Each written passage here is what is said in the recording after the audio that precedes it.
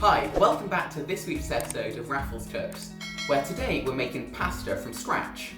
Unfortunately, I burnt my hand in a practice run yesterday, because that's how dedicated I am to this channel, but that's no problem because I've got my backup hands.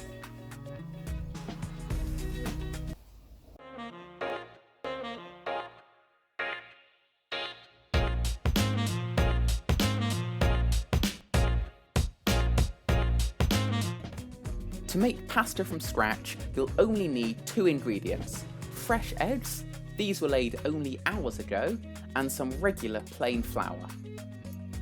Onto a large surface, I used a wooden chopping board, get your 2 ingredients ready to go. Spread out a heaping mound of flour, about 2 cups worth, then make a well in the centre and crack in 4 eggs one at a time, showing off to your audience that you too can crack an egg one-handed, just like all those other YouTube pro chefs. Now mix your eggs together with a fork and slowly bring in the outside wall of flour to incorporate it into your dough. It's going to look like a complete mess to start with, but trust me, it'll come together soon. Just keep mixing together your egg and flour slurry mixture until it eventually starts to come together. Now once your fork just ain't cutting it anymore, switch to your hands to really knead it together. This'll take a good few minutes, so enjoy the free workout you're getting. Or the workout you're making your brother get, because you can't knead one-handed really. Just keep kneading your dough by hand for about another 10 minutes or so, until it starts to look like this. Then cover it with a bowl and a damp towel or plate, and let it rest in the fridge for about half an hour to let the gluten relax and allow us to roll it out. So after your dough's had its nap in the fridge, take it out, put it on a chopping board and cut it into 2 pieces to make it more manageable. Enjoying yourself, of course. That was deeply satisfying. That's quite satisfying.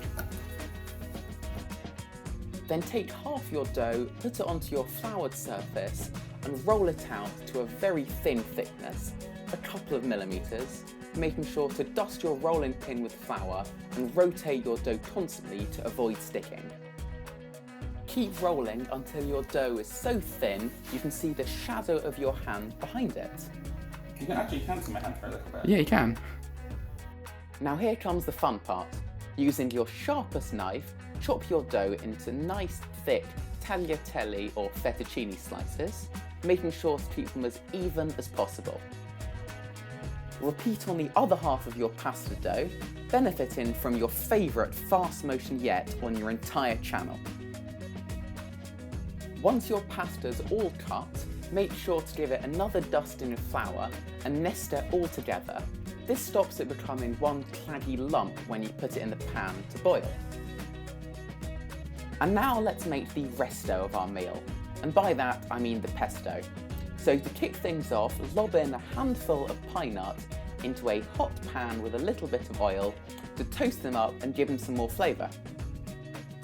Using some gardening shears and your tiny real basil tree, let's get about 10 or 11 leaves to make the backbone of our pesto. Now take off any big stems off the basil and make sure to give all the leaves a wash. You don't want to be eating bits of grit alongside your pasta.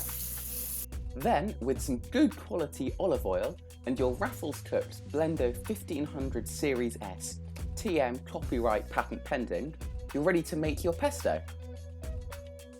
Now fill up your blender jar with your freshly cleaned basil, a bit of garlic using your favourite spoon, our toasted pine nuts from earlier, some optional extras like a few sun-dried tomatoes, and don't forget your olive oil and Parmesan cheese to your blender, and then let's go! Then screw the lid onto your RafflesCooks Blendo, merch link coming soon, and let's get right down to pulsing. Just give it a few good pulses, adding more olive oil if necessary, until you end up with this, a delicious pesto that looks and smells great. Looks a bit pesto, doesn't it? That does look like pesto. So now on to assembly. Get yourself a large pot and fill it up with water. Make sure it's heavily salted, of course. I said heavily salted. and then get that up to a nice boil.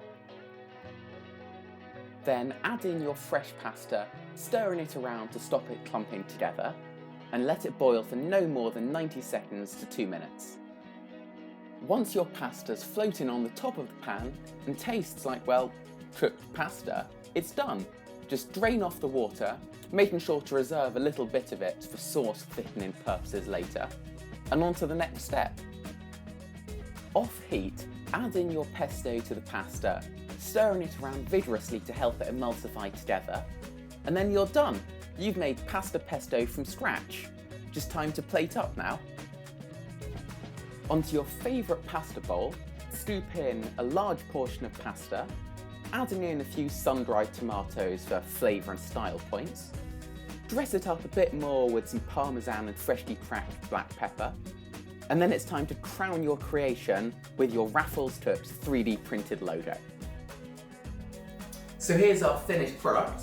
Only took us much longer than buying all the ingredients. But how's it taste? Tastes like a pretty good, fresh pasta pesto. Cheers!